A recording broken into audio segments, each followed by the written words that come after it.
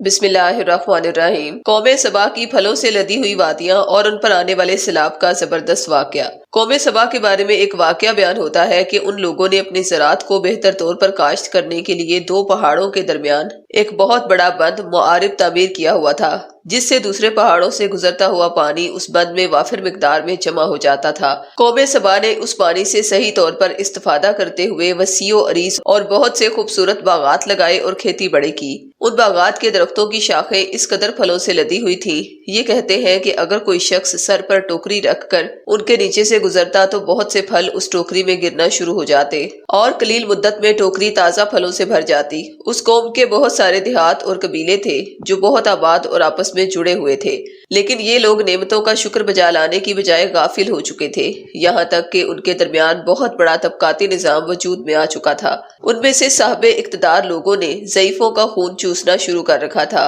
یہاں تک کہ ان لوگوں نے خدا سے ایک احمقانہ التماس کیا جس کا ذکر سورہ سبا کی آیت نمبر 19 میں ملتا ہے۔ انہوں نے کہا، خدایا ہمارے سفروں کے درمیان فاصلہ زیادہ کر دے۔ انہوں نے اللہ تعالیٰ سے یہ التماس اس لیے کیا تاکہ غریب بے نوا لوگ عمرہ کے ہمراہ سفر نہ کریں۔ ان کی خواہش تھی کہ آبادیوں کے درمیان خشکی ہو اور فاصلہ بہت زیادہ ہو تاکہ کم آمدنی والے لوگ ان کی طرح سفر نہ کر سکیں۔ اللہ نے ان پیٹ کے پجاریوں پر اپنا غضب نازل کیا۔ ان مغرور لوگوں کی آنکھوں سے دور صحرائی چوہوں نے معارب نامی بند کی دیواروں پر حملہ کر کے انہیں اندر سے کھوکھلا کر دیا۔ ادھر سے بارشیں زیادہ ہوئی جن کی وجہ سے سیلاب آ گیا اور اس بند میں پانی بہت زیادہ اکٹھا ہو گیا۔ اچانک بند کی دیواریں ٹوٹی، اس میں سے ایک بہت بڑا سیلاب آیا جس میں تمام دیہات، آبادیاں، مال مویشی، باغات، کھیتیاں، ان کے محل اور گھر پانی میں غرق ہو کر نابود ہو گئے۔ ان کے باغات اور زراعت میں سے صرف کچھ پیلو اور بیری کے درخت اور کچھ جھاڑیاں بچی تھیں۔ خوشلہان پرندے وہاں سے کوچ کر گئے تھے، جبکہ الوؤں اور کووں نے قوم سبا کے کھنڈرات میں اپنے گھونسلے بنا دیے تھے۔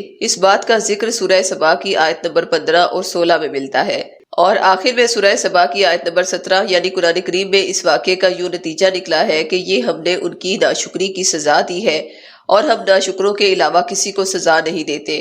امید ہے کہ آپ کو یہ واقعہ پسند آیا ہوگا۔ اس کے علاوہ اگر آپ کا کوئی روحانی مسئلہ ہے جس کا آپ فوری حل قرآن کریم کی روح سے چاہتے ہیں تو آپ ہم سے ان نمبرز پر رابطہ کر سکتے ہیں۔ خواتین 0306 415 1113 پر اور مرد حضرات 0301 0147 869 پر رابطہ کریں۔